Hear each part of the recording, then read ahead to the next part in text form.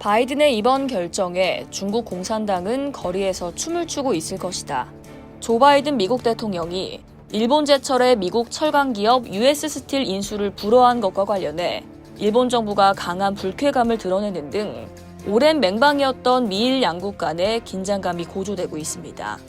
일본 기업의 미국 기업 인수합병이 미국 대통령의 명령으로 저지된 최초의 사례라는 점에서 일본 언론들도 이 사안을 집중 조명하고 나섰습니다. 5일 니혼게이자에는 US 스틸 인수 저지는 부당한 개입이라는 사설을 게재했고, 요미우리 신문은 이는 매우 이례적인 사례로 미일 관계에 악영향을 남길 수 있는 판단이라고 지적했습니다. 그러면서 지금까지 금지 명령은 주로 중국 기업을 대상으로 이뤄졌으며 일본 기업이 대상이 된 건 처음이라며, 바이든 대통령은 안보상의 위험을 명령의 근거로 삼았지만 실제로는 선거의 지지 기반인 전미 철강 노동조합이 고용 불안을 이유로 강하게 반대하고 있는 것이 주요 원인일 가능성이 크다고 설명했습니다.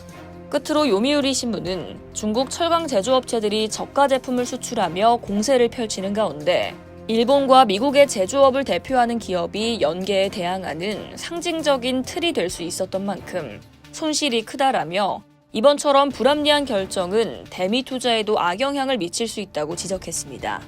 일본 정부도 비판의 목소리를 높였는데요. 지난 3일 무토요지 일본 경제산업상은 동맹국으로서 미국의 판단을 이해하기 어렵고 유감스럽다며, 일본 산업계에서 향후 미일 간 투자에 강한 우려의 목소리가 나오고 있어 일본 정부로서도 무겁게 받아들이지 않을 수 없다고 밝혔습니다. 앞서 바이든 대통령은 일본 제철의 US 스틸 인수는 국가안보를 비롯해 공급망에 위험을 초래한다는 것이 외국인 투자심의위원회의 판단이라며, 두 회사는 30일 이내에 인수 계획을 완전하고 영구적으로 포기하는 데 필요한 모든 조치를 강구하라고 명령한 바 있습니다. 외국인 투자심의위원회는 미국 재무부 산하기관으로 외국인의 미국 기업 인수합병 등 대미 투자가 국가안보에 미치는 영향을 심사해서 안보 우려가 있다고 판단되면 시정 조치를 요구하거나 대통령의 거래 불허를 권고할 수 있습니다. 지금까지 미국 대통령이 외국인 투자심의위원회 심사를 근거로 인수 중지를 명령한 사례는 8건입니다. 이 중 7건은 모두 인수 주체가 중국 관련 기업이었고, 동맹국 기업은 전례가 없다는 점을 일본 언론들은 짚었습니다.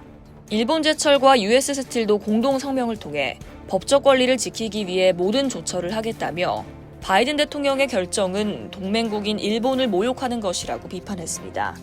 데이비드 버릿 US 스틸 최고 경영자는 소셜 플랫폼 X에 바이든 대통령의 오늘 행동은 부끄럽고 부패했다며, 그는 중요한 경제 및 국가안보 동맹국인 일본을 모욕했고 미국의 경쟁력을 위험에 빠뜨렸다고 적었습니다. 한편 일본 제철은 미국 정부를 상대로 제소할 방침입니다. 이상 여의도TV였습니다.